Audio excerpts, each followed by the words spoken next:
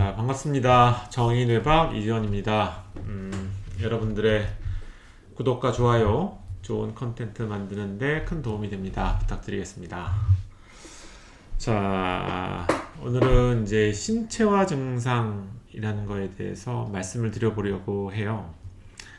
보통 이제 내과나 다른 과에 어디 아파서 가면 이거 신경성인 것 같다라고 이야기를 들으시는 경우가 있을 거예요. 그래서 뭐 여러 가지 검사를 해봐도 그 원인에 대해서 좀 불분명한 경우인 거죠. 통증에 대한 어떤 원인이나 이런 것들을 살펴보게 되면 크게 세 가지 원인밖에 없어요. 한 가지는 실제로 어디가 비이고 이래서 말초신경에서 통증을 느끼는 거죠. 실제로 아픈 위치를 찾아보면 거기 상처가 나 있고, 그래서 이렇게 말초 신경에서 어떤 손상된 어떤 조직에 의해서 통증이나 이런 게 올라오는 이런 경우가 있고요. 또 두 번째는 외부적으로 봤을 때 아무런 뭐 이상 있는 부위가 없어요. 없는데 신경 이제 뇌까지 올라가는 이 신경에 뭔가 문제가 생긴. 그래서 예를 들면은 뭐 신경염이 생겼다든지, 왜 뭐 알코올이나 이런 걸 너무 과하게 하는 경우에 신경이나 이런데 말초신경에도 문제가 생기는 경우가 있죠. 그때는 뭐 어디서 뭐 염증이 생겼는지 이런 것들을 발견하기가 좀 어려워요. 그러나 나는 통증을 느끼게 되는, 그래서 신경에 문제가 생기는 경우가 있고, 또 하나는 실제로 말초에 다친 상처도 없고 신경도 문제는 전혀 없어요. 근데 뇌에서 느끼는 거죠. 뇌에서 어디가 자꾸만 어디가 아픈 것 같고 이상한 것 같고, 이제 뇌에서. 그래서 이렇게 세 가지 원인으로 구분을 해볼 수가 있어요. 통증 중에 만약에 뇌에서 실제로는 신경과 말초에는 큰 문제는 없는데 뇌에서 그런 거를 느낀다고 한다면은 이런 거를 신경성이라고 이야기할 수가 있어요. 근데 이게 생기게 되는 메커니즘은 이 인간이 느끼고 감각하는 모든 감각기가 이게 딱 하나의 감각을 빼고 제외하고 나머지 모든 감각은 다 뇌 안에 있는 시상이라는 곳으로 다 집중이 되게 되어 있어요. 시상으로 모두 다 연결이 되게 돼요. 그래서 시상에서 이 게이트웨이의 역할을 한다고, 이 문지기가 있는 거죠. 그래서 시상에서 이런 게 얼마나 많이 들어올지 적게 들어올지 이 양을 조절할 수가 있는 거예요. 그래서 왜 가스 밸브 같은 것들을 잠궈 놓을 수도 있고 열어 놓을 수도 있는 것처럼 이 시상에서 그런 감각기를 오픈해 놓을 수도 있고 닫아 놓을 수도 있고, 그래서 내가 만약에 뭐에 이렇게 빠져 있다, 내가 만약에 뭐 운동회를 한다, 그래서 지금 계주 선수로 내가 달리기가 되어 있어서 저 앞에서 나한테 바톤을 넘겨줄 사람이 뛰어오고 있는데 내가 이제 그 바톤을 받고 뛰어야 돼요. 막 준비를 하고 있는 상황. 이런 데서는 시상에서 이 모든 감각에 대한 것들을 닫아 놓습니다. 그래서 어디가 아프거나 다치거나 어디 쓸리거나 상처가 나도 이걸 잘 인지를 못하는 상황이 되게 되는 거죠. 근데 내가 이제 다 운동회가 끝나고 집에 와가지고 이제 씻고 편안하게 이제 쉬고 있어요. 이럴 때 어디가 아프고 쓰리고 이런 데가 서서히 느껴지죠.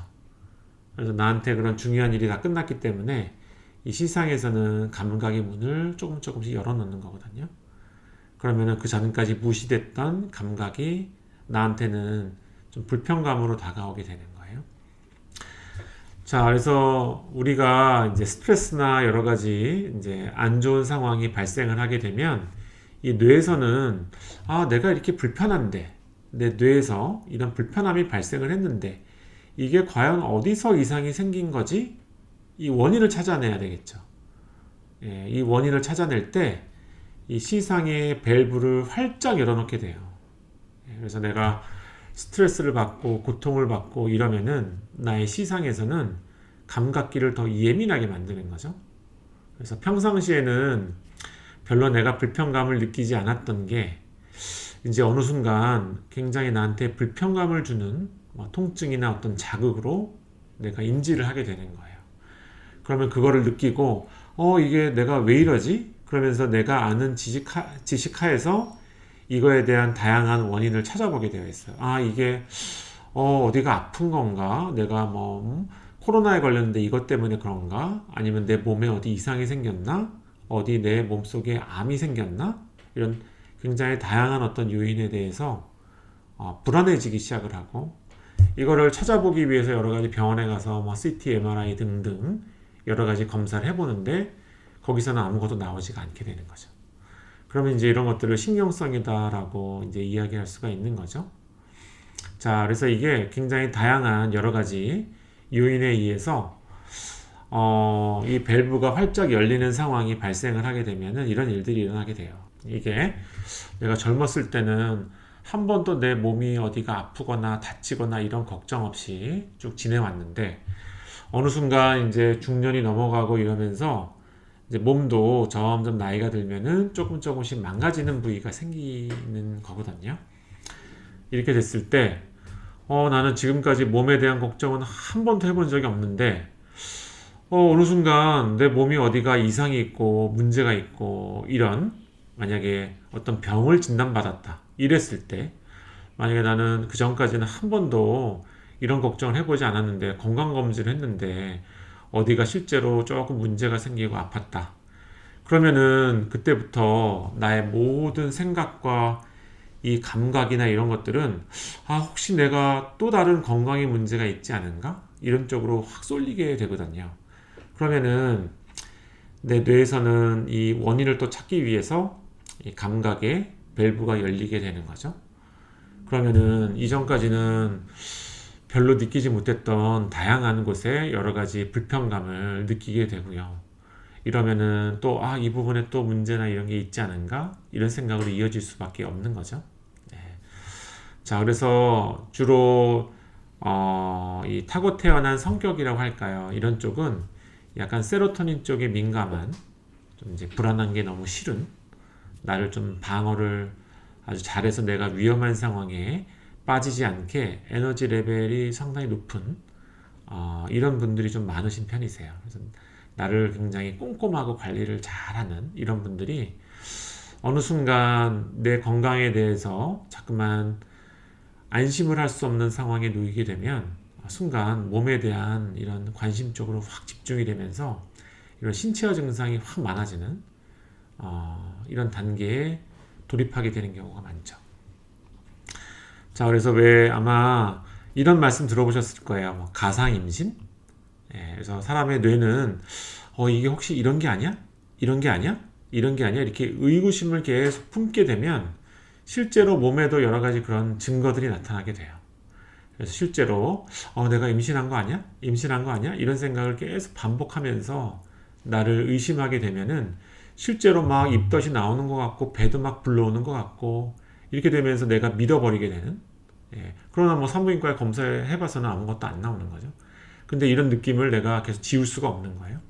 그래서 이런 상태에 빠진다든지, 또 내가 뭔가 감염이 걸렸어. 나는 몸이 안 좋고 열이 날 거야. 열이 나는 게 아닐까? 열이 나는 게 아닐까? 열이 나는 게 아닐까? 이렇게 계속 생각을 하다 보면 실제 이게 이제 열과는 조금 다른 고체온증인데 실제 체온이 조금 올라가는 이런 상태가 만들어지기도 해요. 그래서 사람의 뇌는 어느 쪽으로 굉장히 내가 예민해지고 그거에 대해서 어떤 생각이나 이런 꼬리를 놓지 않게 되면 그쪽에 관련된 여러 가지 이상들이 이제 나타나게 되는 거죠. 그만큼 그쪽으로 신경이 너무 집중이 되기 때문에 발생하는 현상이에요. 근데 왜 이렇게 내가 나를 자꾸만 감시하고 무슨 일이 일어나지 않을까 두려워하면서 내 몸에 예민해지는 것들은 어떻게 놓고 봤을 때는 내가 내 뇌에서 써야 될 굉장히 건설적이고 미래지향적으로 써야 될 에너지가 그냥 낭비되고 소모가 되는 이런 과정이거든요. 그래서 이렇게 신체화 증상이 생기면 발생하는 문제가 나의 여러 가지 발달과 나의 어떤 뭔가 발전과 이런 미래지향적인 계획과 이런 것들에서 좀 멀어져서 내가 정체가 되게 돼요. 네. 그래서 이제 이런 게 결국 생산적이지 못한 좀 이제 소비적인 에너지 낭비가 일어나는 이런 현상이 초래가 되는 거죠. 그래서 이제 이런 것들 때문에 이런 상태에서는 좀 빨리 뭔가 회복이 되고 벗어나시는 게 좋겠죠. 자, 이 우울증 치료제 약들 중에는 이렇게 시상이 이렇게 감각에 대해서 확 열어놓은 이 감각의 밸브를 닫는 데 도움이 되는 이런 약들이 있어요. 그래서 몇 가지 이제 우울증 치료제 계통의 약들은 그래서 진통과 비슷한 효과, 어떤 감각을 좀 차단해서 진통과 신체적인 이상, 신체화 증상을 좀 둔화시켜 주는데 도움이 되는 이런 약들이 있거든요. 그래서 이제 병원에 이제 정신건강의학과에 찾아오시게 되면은 그런 약들로 감각의 밸브가 좀 닫힐 수 있게 도움이 되는 약 처방이나 이런 것들로 뭔가 도움을 받으실 수도 있고요. 이게 만약에 다른 뇌의 정신건강의 문제 이런 것들이 발생을 해 생긴 경우라고 한다면, 예를 들면은 내가 몰랐는데 알고 보니까 스트레스가 너무 반복이 되다 보니까 우울 증상이 있었는데 내가 그걸 잘 몰랐던 거예요. 이러면 신체화 증상을 동반하기가 쉽거든요. 그래서 이렇게 정신건강의학과에서 신체화 증상으로 왔지만 실제로 뭐 뇌파나 이런 걸 확인해 봤을 때 뭐 우울증을 내가 앓고 있었다. 이러면은 우울 증상을 치료하시면서 이런 신체화 증상이 개선이 되고 좋아질 가능성이 있는 거죠. 그래서 제 친구 중에 이제 내과를 개업한 친구가 있는데 그 친구가 저한테 그러더라고요.